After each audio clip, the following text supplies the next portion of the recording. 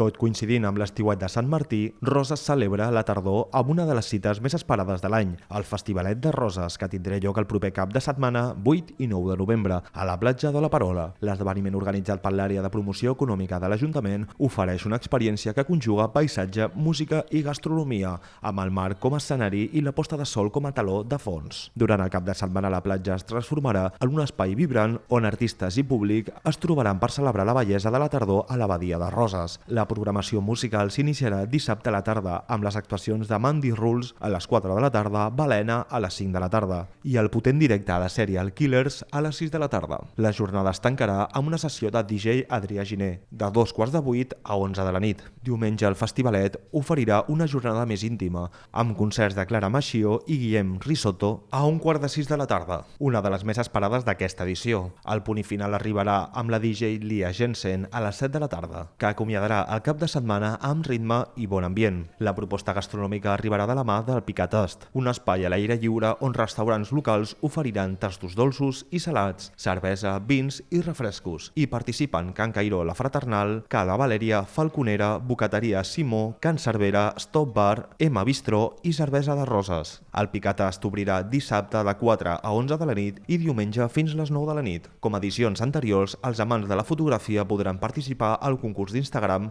Premi Joan Joanola, publicant imatges de la posta de sol de Roses amb el hashtag Posta de Sol Roses i Visit Roses fins al 10 de novembre. Les fotografies guanyadores rebran un premi de 300 euros. Paral·lelament, l'Oficina de Turisme acull fins al 10 de novembre les exposicions de fotografies finalistes del 2024 i les pintures premiades al concurs de pintura ràpida de Posta de Sol 2025. Tota la informació sobre l'esdeveniment es pot consultar a la web del Festivalet de Roses.